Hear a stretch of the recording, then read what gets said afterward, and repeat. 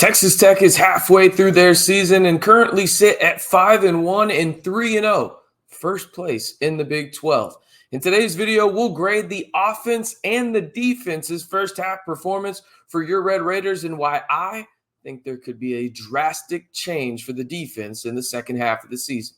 Hey, how's it going, everybody? It's RC Maxfield here for the Back to 12 podcast. And listen, y'all know we're the most interactive Texas Tech YouTube channel out there, Texas Tech podcast in general. Let's get interactive right away. Why don't we? Grade them for me. Give a grade for the offense, A, B, C, D, F, I guess, if you want to go that route. Would be a little harsh in my opinion for the offense. And then the same thing for the defense. Now, it could be closer to an F for the defense in their first half performance, but let me know your letter grade for both the Texas Tech offense and defense midway through the 2024 season. All right, we're going to start with the offense and talk about some positives here because, quite frankly, this is one of the best offensive units in the country. Now, don't hear what I'm not saying, okay? There's times where this thing is frustrating in terms of the operation. I get it. I get it, right? But in terms of the overall unit and what they've done through 6 games, this is one of the best units in the country, people, okay? Currently ranked as a top 25 offense in the country, that according to Total Offense, that stat. And now, according to Jacob Harris at the Scarlet and Black Insider, Texas Tech is the only team in the country with a quarterback, running back, and wide receiver in the top 15 in yards for their respective positions. Baron Morton comes in the top 10 at number 9 in terms of passing yards in the country. Taj Brooks comes in the top 5, 4th to be exact, in rushing yards this season in college football. And Josh Kelly is the 15th leading wide receiver in terms of receiving yards this year in college football. Now, in terms of the passing game in general, the Red Raiders have the 21st best passing offense in the country and the 17th best scoring offense overall, averaging just under 40 points per game, 39.3 points per game to be exact.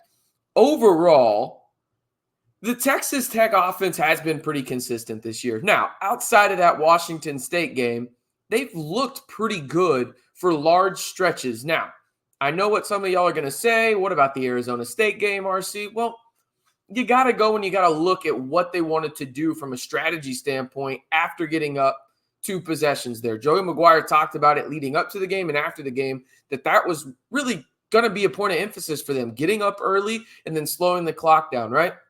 You look what they did at Arizona. Was it perfect? No. Was the second half just absolutely infuriating from an offensive perspective? Yeah, I'm right there with you. Outside of the last 2 drives where I thought Zach Kittley was kind of in his bag to put Texas Tech in a really good position to really get the win, right? I mean, that's what happened there. Obviously, the defense played the biggest role there, and we'll talk about that more in just a second. But if I were to tell you again that Texas Tech would have the 17th best scoring offense, would have 3 guys in the top 15 of their respective positions in terms of yards accumulated, right, so far, and they would have the 21st best passing offense in the country, and oh, by the way, they'd be 5-1 and 3-0 in conference play, I guarantee you would have taken it.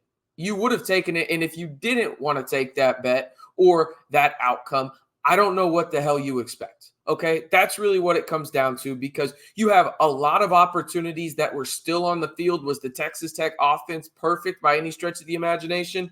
No, I don't think it was, but it was a lot closer to perfect than it was what we saw last year in 2023, okay? You have to think about it from this perspective. Think about the drops that the wide receivers have had. Yes, Baron Morton has had some bad passes too, right? The injuries that they've had on offense, Taj missing a game. You already lost Cameron Valdez as your backup running back. Now you're starting a true freshman as the backup, right? You've had some injuries to the wide receiver spot, not to mention the offensive line where you've already lost your best offensive lineman, in my estimation, in Vinny Scurry for the entire year. So you had to reshuffle the offensive line. And yes, I know some of y'all are going to want me to say this, and I agree with you guys. The play calling hasn't been awesome consistently, but there has been times where it has been bad, but there's also times where we have not given enough credit to Zach Kittley in the bag that he has been in for a majority of this season. Overall, in my opinion, again, this offense is exactly what you wanted to see from top to bottom, and they're still figuring things out and have drastic room for improvement. But in my opinion, the grade that I'm going to give them for the first half of the season is a B plus. I don't think you can give them an A, and I could understand if you want to go as low as maybe a B, but I think you have to have in that B or B plus range, in my opinion, because this offense has been really, really good and consistent for a majority of the year outside of really that Arizona second half and when you didn't have your best player up in Washington. All right. Going to remind you one more time, be sure to like the video, hit that subscribe button, turn on that notification bell to join the largest group of Texas Tech fans here on YouTube. The most interactive, by the way. We're on our journey to about 11,000 subscribers here on YouTube. So be sure to join the Back to 12 squad, and the easiest way to do that is simply liking the video. All right. Defense. Hadn't been great, Bob. Has not been great. But maybe I'm going to look at the glass half full here in just a second, but just bear with me with some of these numbers because you're going to want to get a trash bucket. The Red Raiders rank 123rd in total defense out of 133 teams. Not great. They're 114th in scoring defense. Not great. Scoring defense is the worst in the Big 12, but hey, thank goodness there's somebody else in the Big 12 that's worse than you in terms of the total defense front, and I'll give you a second to think who it is. Did y'all say Houston? Some of y'all say anybody else? It's anybody else. It's Oklahoma State with the worst total defense in the Big 12 right now. They are 130th out of 133 in that category. Now, Texas Tech has gotten better a little bit defensively in the Big 12, really outside of that Cincinnati game. And I get it, there's only 2 other games. You've given up 22 points in terms of each game, right? It's not too bad. Points per game, 28.3. Remember, offensively, you're scoring about 39.3. So, pretty good there. This is where I'm going to get optimistic. And hear me out, call me out in the comments, whatever you want to do, I get it. Tim DeRuyter, in his first 2 years as defensive coordinator at Texas Tech, has proven something to where it's like, okay, this is a trend now. Because you're starting to see it a little bit this year, too, with Tim DeRuyter. Tim DeRuyter's defenses don't start out well. They just don't, okay? Maybe they have a game here or there early on in the season where it's like, oh, yeah, that's really, really good, right? But typically they're slow starting in terms of a unit. And that's kind of why I'm excited to see this Texas Tech defense going into the second half of the season.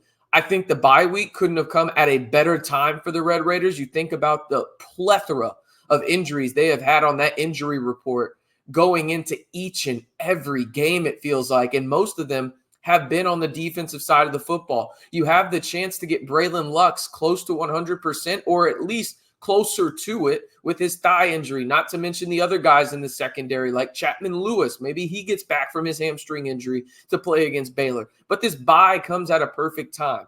But the real reason that I am so excited about this Texas Tech defense from the possibility standpoint is the adjustments that you saw against Arizona. And I don't want it to be recency bias because, again, it was just one game. But look at the track record of Tim DeRuyter at Texas Tech when it comes to his defenses historically get better as the season progresses.